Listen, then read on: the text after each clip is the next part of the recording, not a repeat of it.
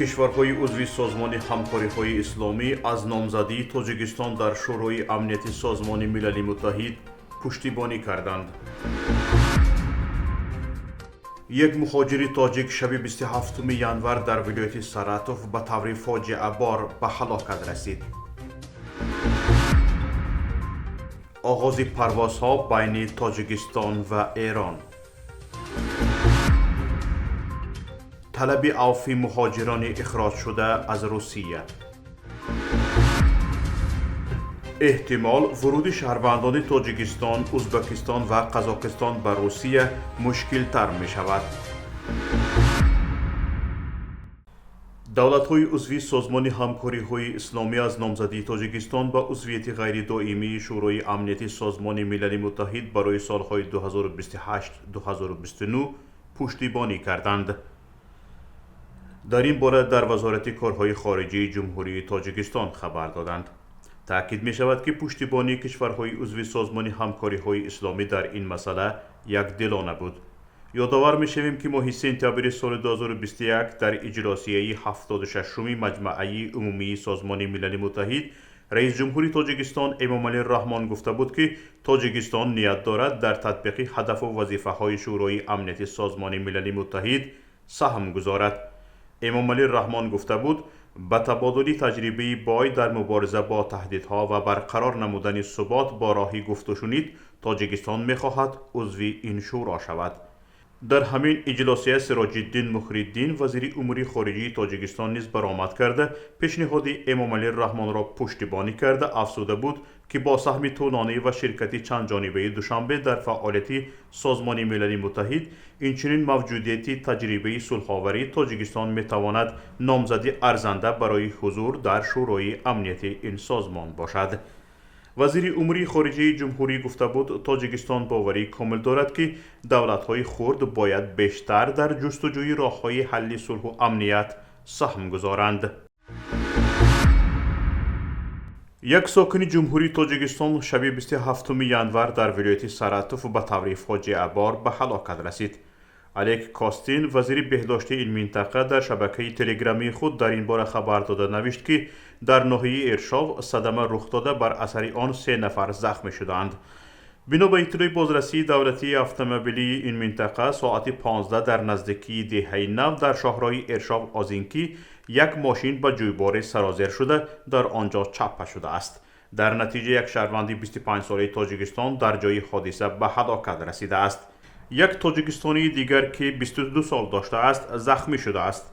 همچنین ساکن 19 ساله ناحیه ارشاو زخمی شده به بیمارستان انتقال یافته است.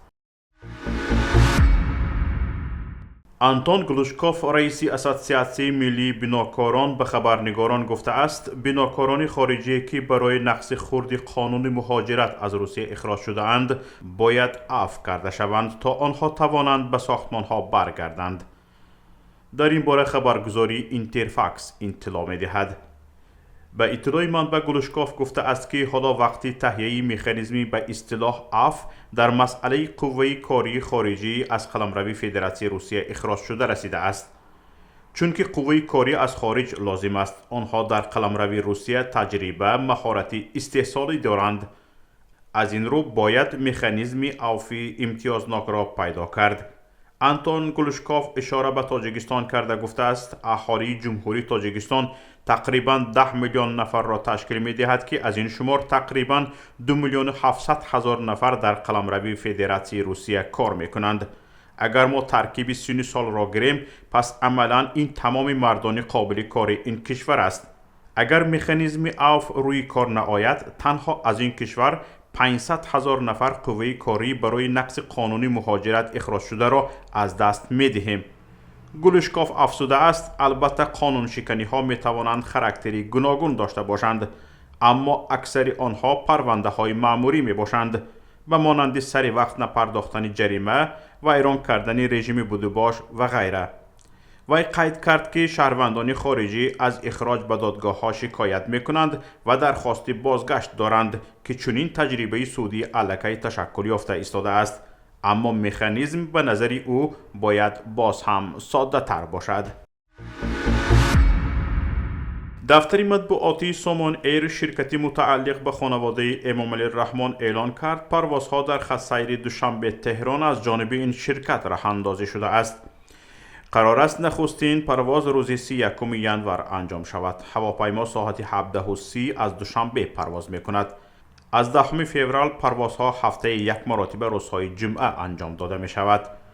پروازها با هواپیماهای باینگ 737-800 و 737-900 صورت می گیرد. طول پرواز 2 ساعت و 20 دقیقه تا 2 ساعت و 50 دقیقه اعلام شده است. رهبر فراکسی سپراویدلیوی روسیه ز پراودو سرگئی میرونوف در شبکه تلگرامی خود درباره مشکلات مربوط به ورود مهاجران از کشورهای اتحاد دولت‌های مستقل به روسیه سخن گفت. در این مسئله موقع میرونوف خصلت فاشیستانه دارد.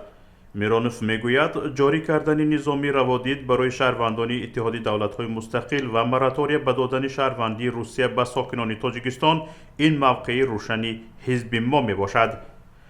او میگوید اما بشبهه فشنگ‌های اقتصادی باید به چاره‌های مأموری علاوه کرده شوند. سرگئی میرونوف بر این نظر است که ساختارهای اجتماعی و امنیت از سبب انکلاف‌های اتنیکی ضرر می‌بینند. همچنین رئیس فراکسی از آن که کارفرمایان گویا از به کار گرفتن مهاجران فایده می‌بینند قناعتمند نیست. بنابراین وکیل پیشنهاد کرد که برای استفاده کارگر خارجی اندازه علاوه‌ای جاری کرده شود. سرگئی میرونوف افزود شاید مهاجران آنقدر خطرناک نباشند اما آنها بشبهه منتالیتیت ما را رعایت نمی کنند گرچند که در کشور ما کار می کنند.